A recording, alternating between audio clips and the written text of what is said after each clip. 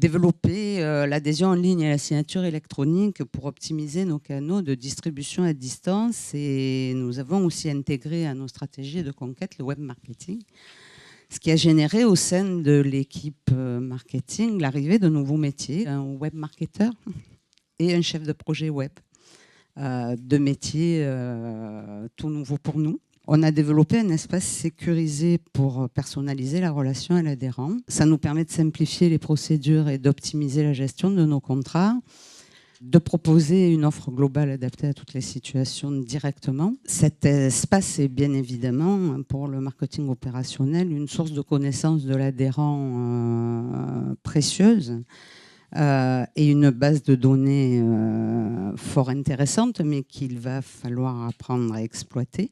C'est des pratiques qui vont demander l'acquisition de nouvelles compétences pour les équipes du marketing opérationnel. Nous avons développé une présence accrue sur les réseaux sociaux, encore une nouveauté. Vous parlez des projets qui sont en cours. Le premier projet, c'est la mise en place de chatbots. Ce sont des agents conversationnels qui font appel à de l'intelligence artificielle et qu'on alimente de données. Et ce sera un levier supplémentaire pour le marketing pour adapter les réponses aux attentes. Alors, le deuxième sujet qui est en cours de lancement, c'est la création d'un lab. On a choisi le lab pour faire émerger des projets conçus en mode collaboratif. En associant des compétences multiples, qu'elles soient internes ou externes.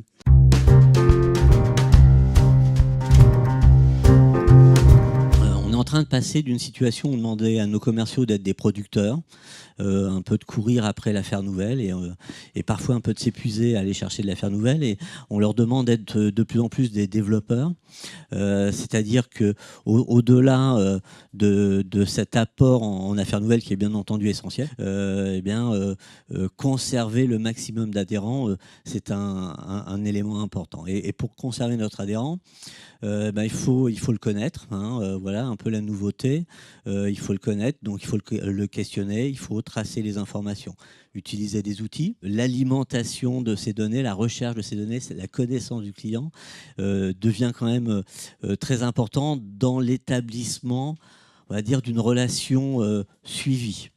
Suivi dans le temps, permettant de relancer l'adhérent au bon moment, créer des occasions de se parler, bien l'équiper notre adhérent pour qu'il soit fidèle, une approche beaucoup plus tournée sur le besoin que sur le produit comme on a pu le faire, une diversification de nos ventes, la multidétention, c'est plus d'occasions de le rencontrer, plus d'occasions de faire évoluer notre offre. Donc plus qu'un apporteur, un vendeur de produits, on lui demande d'être un apporteur de solutions. La fidélisation, ça se gagne dès le premier rendez-vous, dès la signature du premier contrat.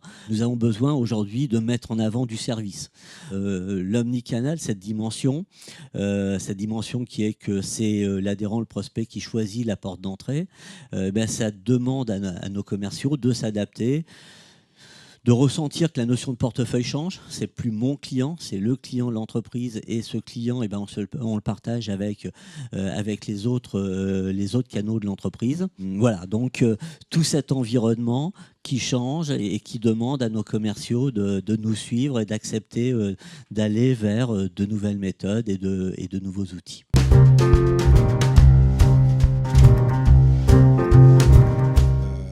Ce qui nous semble essentiel aujourd'hui, c'est la fonction du commercial. À mon sens, aujourd'hui, elle est double. Parce qu'il y a le digital qui intervient. On a aussi, on le sait, un consommateur qui a pris le pouvoir, on l'a dit tout à l'heure, avec une offre qui est à la fois standardisée, donc plus facile à comparer, et puis en plus qui est beaucoup plus large. Et comme c'est en plus un consommateur, il va arbitrer entre ce qu'il va mettre sur sa protection et tout le reste des dépenses qui sont quelquefois un peu plus sympathiques que ce qu'on a lui à proposer. Donc il a pris le pouvoir, il est plus exigeant. Et puis en plus, avec le digital, il a un accès à l'information beaucoup plus fort. Et j'allais dire que la position traditionnelle du commercial, qui pouvait être de présenter l'offre, d'expliquer les produits, aujourd'hui ça ne sert plus à rien, ou ça ne servira plus à rien. L'avenir, il n'est pas là. À mon sens, le commercial, il a deux fonctions principales. La première, c'est de créer et d'enrichir la relation. Et la deuxième chose, pour moi, le commercial, il est avant tout là pour aider à décider le client quand il ne peut pas le faire tout seul. C'est-à-dire qu'il faut qu'on ait un commercial qui sache créer la relation, mais qui sache aussi interpeller, questionner, diagnostiquer un besoin, faire adhérer le client au besoin et mettre en face derrière les solutions qui vont bien. Et puis il y a une problématique supplémentaire qu'on a évoquée tout à l'heure, c'est le rôle des courtiers. Quand on va voir les entreprises et qu'on leur parle de solutions, ils vont nous dire « Attendez, moi j'ai quelqu'un qui va me sélectionner les fournisseurs, qui va me jouer le rôle de l'acheteur et qui est super bon, c'est le courtier. Donc j'en veux pas. » Et là, on a probablement à entrer aujourd'hui dans les entreprises de manière différente et à entrer là aussi par la problématique de l'entreprise. Et pas simplement par la problématique du client final, du salarié, c'est aussi sur la problématique de l'entreprise. Donc là, je pense que là aussi, il y a tout un champ à développer, à professionnaliser et à animer.